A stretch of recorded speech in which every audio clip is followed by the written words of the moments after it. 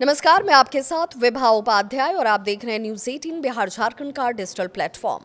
Greenland यानी बर्फ, सन्नाटा और ठंड का देश, जहां दिन का तापमान 1 से 2 डिग्री और रात में -4 डिग्री तक चला जाता है।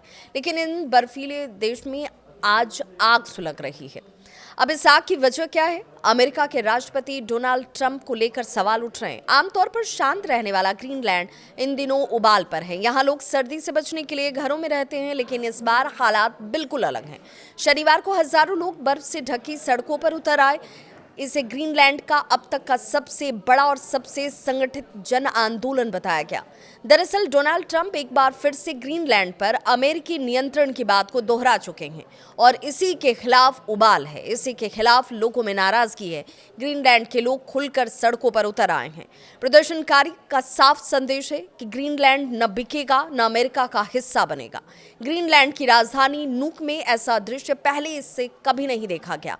करीब 20,000 की आबादी वाले इस शहर में लगभग 1/4 लोग सड़कों पर उतर आए। लोगों के हाथों में राष्ट्रीय झंडे, तख्तियां, पोस्टर थे जिन पर लिखा था ग्रीनलैंड बिक्री के लिए नहीं है। भीड़ शहर के केंद्र से सीधे अमेरिकी वाणिज्य दूतावास तक पहुंची। हालात को देखते हुए अमेरिकी कॉन्सुलेट को पुलिस ने सील कर दिया। सिर्फ ग्रीनलैंड ही नहीं, डेनमार्क की राजधानी कोपेनहेगन को अगर यूरोप के कई शहरों में इसी तरीके के मुद्दे का समर्थन प्रदर्शनकारियों की तरफ से करते हुए देखा गया। ग्रीनलैंड के प्रधानमंत्री जेंस फ्रेडरिक नील्सन खुद इस मार्च में शामिल होते हैं और अपना समर्थन देते हैं। उन्होंने एक बर्फीले टीले पर चढ़कर राष्ट्रीय झंडा लहराया। इस पल को देखकर पूरी भीड़ ताली और नारों से गूंज उठी। प्रदर्शनकारियों का साफ कहना है कि ट्रंप के बार बार दिए जा रहे बयान उन्हें सड़कों पर उतरने के लिए मजबूर कर रहे हैं। लोग ये कह रहे हैं कि हम पहले भी बिकाऊ नहीं थे और आज भी नहीं हैं। ये हमारी जमीन है, हम चुप नहीं बैठेंगे। ग्रीनलैंड का सीधा संदेश है, हम ना अमेरिका के थे और ना कभी होंगे। इसी बीच अमेरिका से ये भी खबर आई कि डोनाल्ड ट्रंप ने डेनमार्क और कुछ यूरोपीय देशों पर 10% टैरिफ लगाने का ऐलान तक कर दिया। ये वही देश हैं जो ग्रीनलैंड पर अमेरिकी दावे का विरोध कर रहे हैं। इस खबर के बाद प्रदर्शनकारियों का गुस्सा और भड़क उठा, लेकिन लोगों ने कहा कि आर्थिक नुकसान से ज्यादा जरूरी है अपनी आजादी और आत्मनिर्णय। ग्रीनलैंड को लेकर तनाव अब वैश्विक स्तर पर पहुंच चुका है।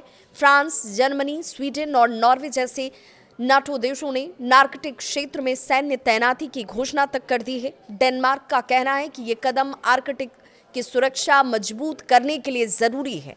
डोनाल्ड ट्रंप का तर्क हालांकि इसके बिल्कुल उलट है। वो कहते हैं कि ग्रीनलैंड अमेरिका की राष्ट्रीय सुरक्षा के लिए बेहद अहम है। उनका ये भी कहना है कि अगर अमेरिका ने ग्रीनलैंड पर नियंत्रण नहीं किया तो चीन या रूस यहाँ पर अपना प्रभाव बढ़ा सकते हैं।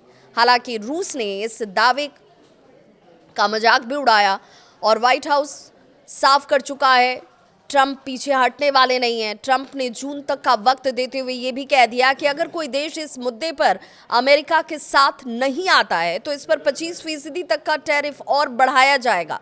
एक तरफ बर्फ से ढका ग्रीनलैंड, दूसरी तरफ अमेरिका की महाशक्ति वाली नीति। अब सवाल ये उठता है कि क्या ग्रीनलैंड अपने दबाव में आएगा या दुनिया एक नए भू राजनीतिक टकराव की ओर बढ़ती हुई नजर आएगी? आप इस मामले को कैसे देखते हैं? कमेंट में अपनी राय जरूर साझा करें।